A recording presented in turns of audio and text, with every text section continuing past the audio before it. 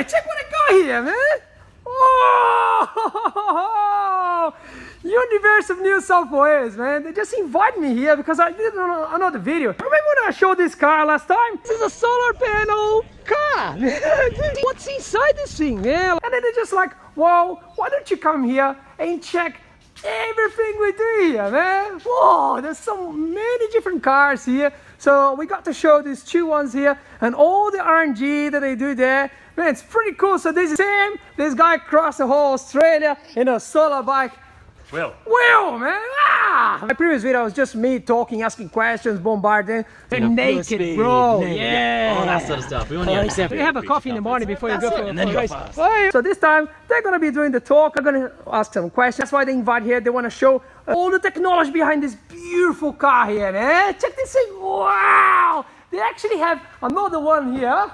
Just so you see, that's the one that's just solar. There's no batteries here. This holds the world record, man. That's the fastest solar panel on wheels, man, in the planet. This was just a record where they tried to go as fast as they could with just solar panels. Just solar. What was the speed, do you remember?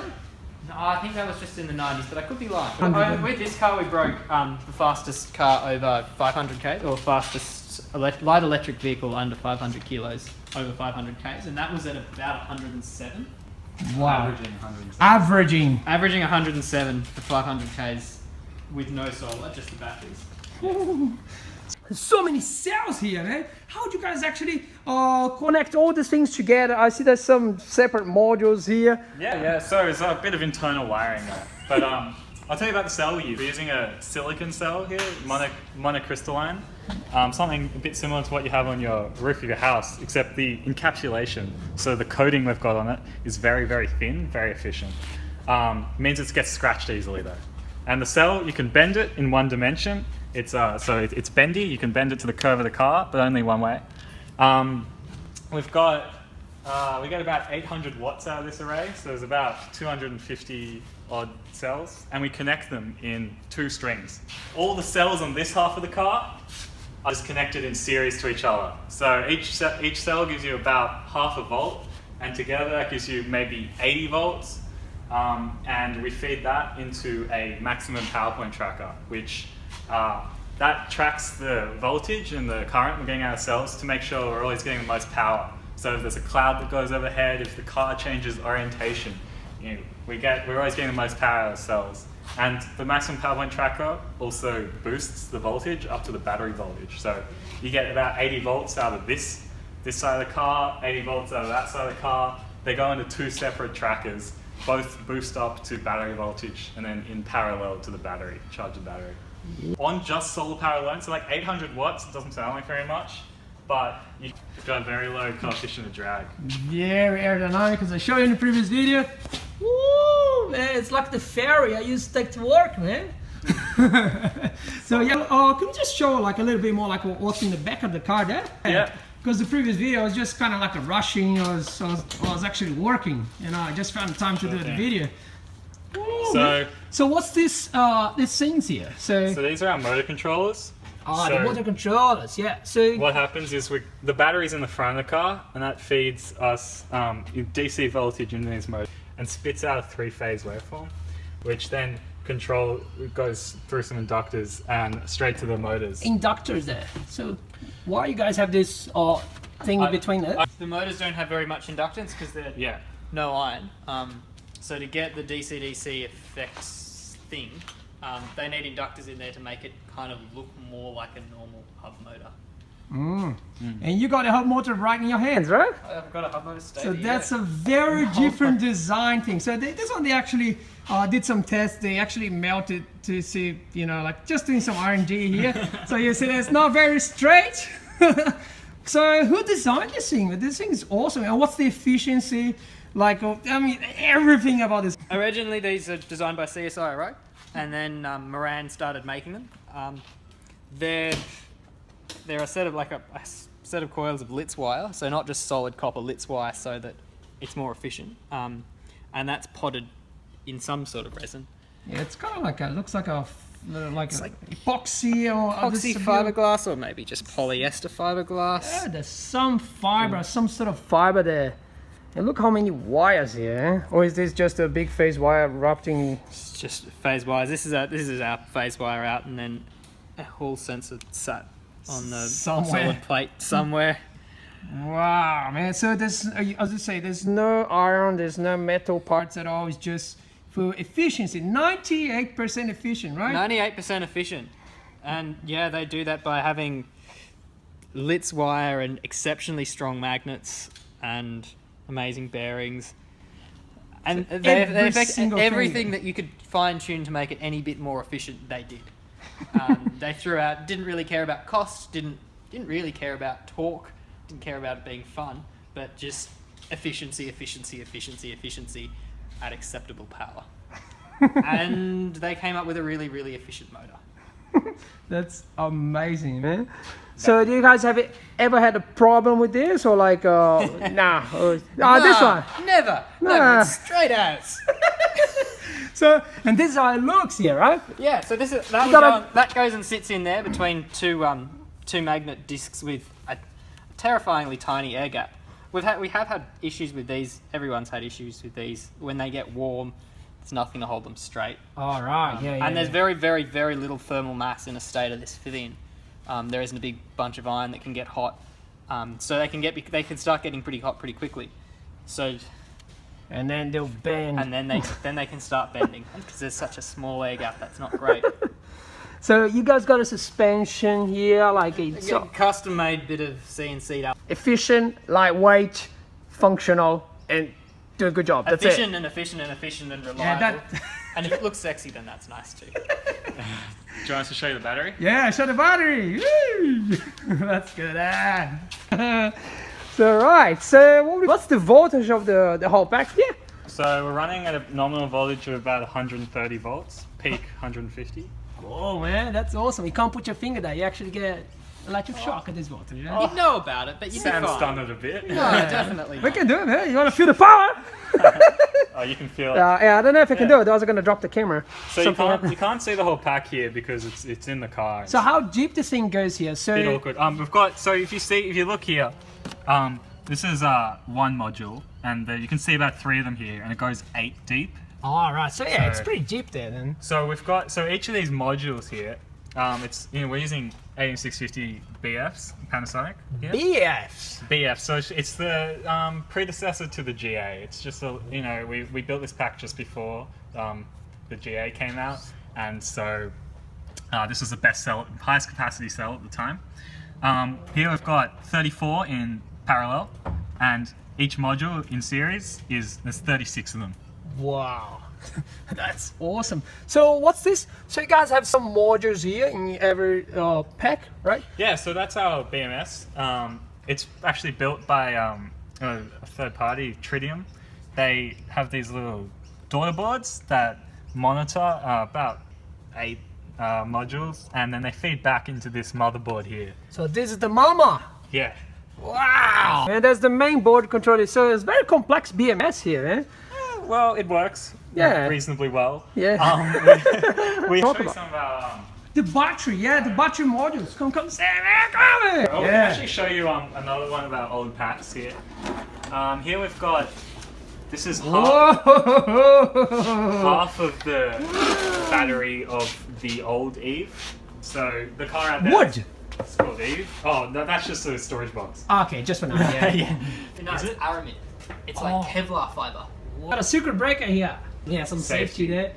Wow. So this is the previous generation. So this is the previous one, before you guys made the one with the red cells, right? Yeah, so this is only hard. We actually had 2 of these in the previous. Is that the one there? I don't... Yeah, that one is. There's some more here. Wow, there's boxes and boxes. Yeah. The battery module. Woo! Check that out. Oh, where's my hand here? I'm holding the camera. So this is the battery module. Tell about the technology here. This is, man, I've never seen anything like that. This is one series module. You can see there's 34 cells in here. This is a PCB plate. This is just it's just one series here, like all connected together. Yeah, so they're all connected in parallel. These are all right, one module, so one big cell. If you think about it, it's this one big cell. Yeah. So the way they're done, it's a really, really cool. I didn't design originally how to do this, but the guy that did took me a while to work out what he'd done, but it's quite cool. So we soldered a heap of nickel strips So there's a nickel strip behind each of those rows that's soldered onto the PCB. The holes here is actually for cooling between the cells, or like a... Oh, these holes are wires, so the inside of those holes is coated with copper, and that's how the current gets from one side to the other when this is bolted to the next cell. Whoa. These big holes here are for spot welding through, so that the board's soldered up, whole plate is spot welded through the PCB, through that nickel, straight onto the straight onto the cell. So like the only conduction of nickel distance is between the middle of that hole and the edge, and after that it's all copper. Check this thing! That's the one I saw on the eVe blog. Whoa! I'm gonna try to hold my hand, but you want me to help? yeah, just in case, man. It's pretty heavy. So this is a slightly older design. We've got some 18650Bs here, Panasonic. That's amazing, man. And you can see they're bolted. You can see they're bolted together here. Oh yeah, now I understand how they go. Yeah, see, like a sandwich here. Yeah. Wow, man, this is very, very interesting design, man. And this is the baby board, baby BMS. Yeah, that's the company, man. This is Sunswift.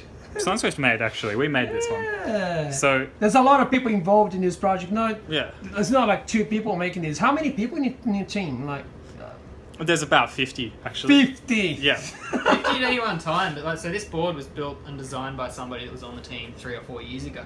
And there are lots of designs that come through. It's like revision, improvement. Wow, man, that's so you awesome. actually, we've got a whole, knowledge base of 20 years in some of the parts of this car. We have, some other things here. We've got a high power DC-DC. That drops voltage from battery voltage down to 12 volts, which is what we run the electronics of the car on. Oh, right, like a car stuff. Like, telemetry. We've also got relays in here. We put the car into safe state and isolate the battery. Yeah, our telemetry system's called a CAN network. What's that stand for? Control.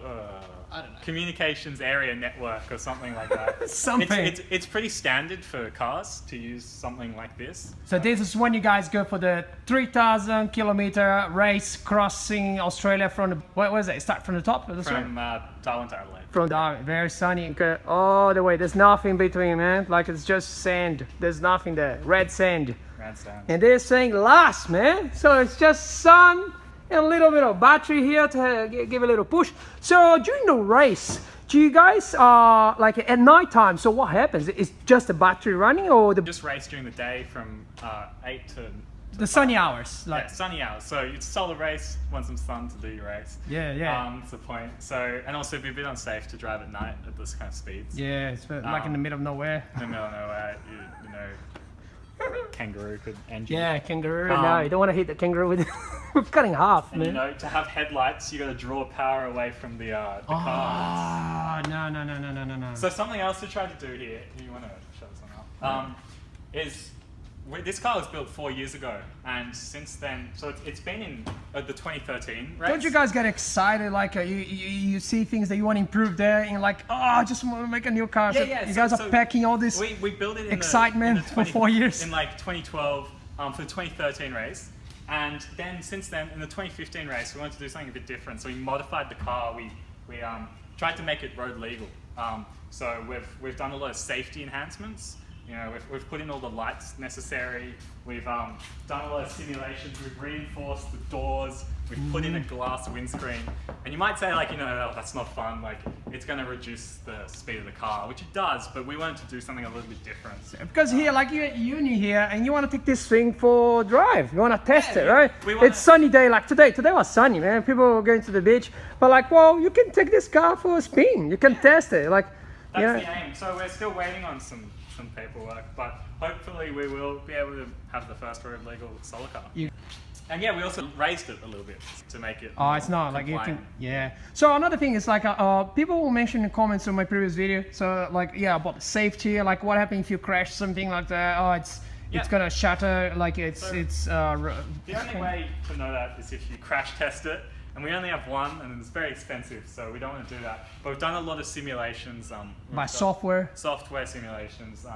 We've worked with carbon fiber, and we really think it'll hold up. It's a different class of road legality we're going for. So it's a special one where it's not the same level as your typical everyday car. But Yeah, it's not. It's a prototype. Yeah, it's a prototype.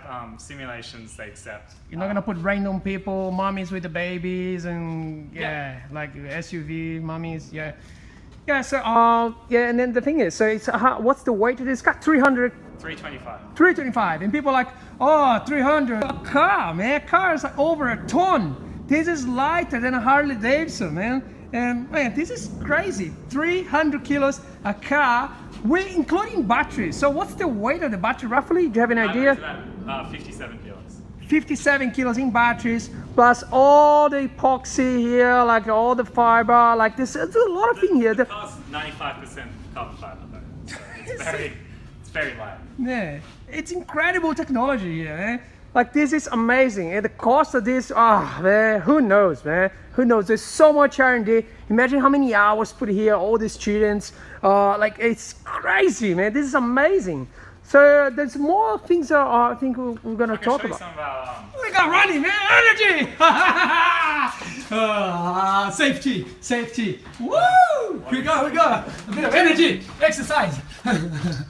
We're going straight to what matters. Oh, that's an amazing view over here. Whoa, man! I want to go. This is what the inside, a dud inside of that PCBM plate looks like. Whoa, man! So I got a bit of a splatter on it, but you see, you've got the nickel strip.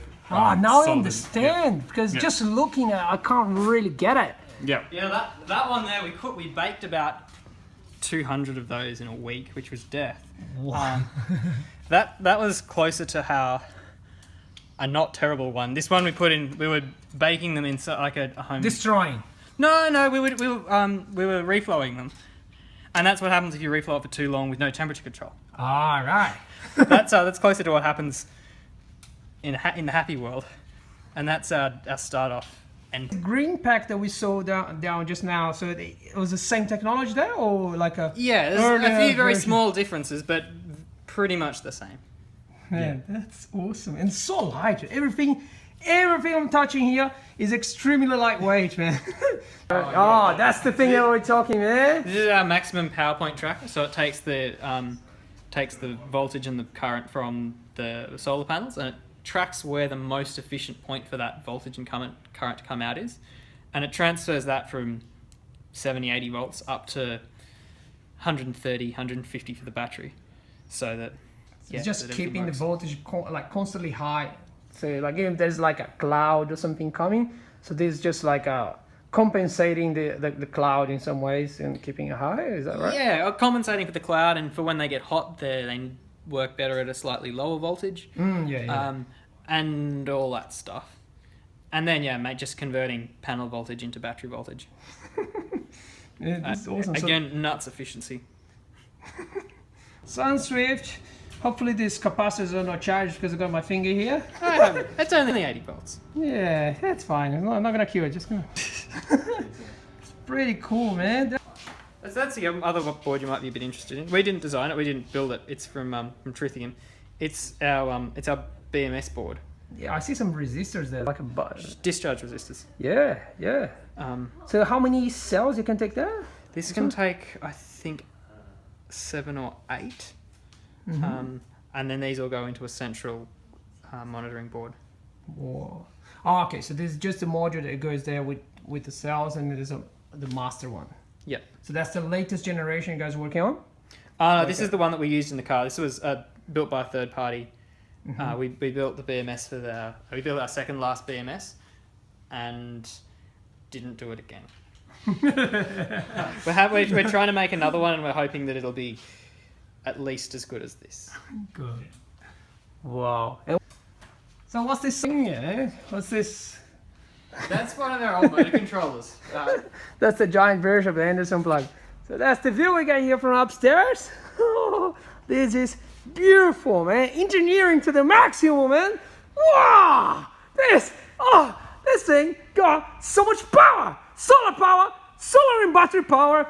Yeah! Power! Yeah!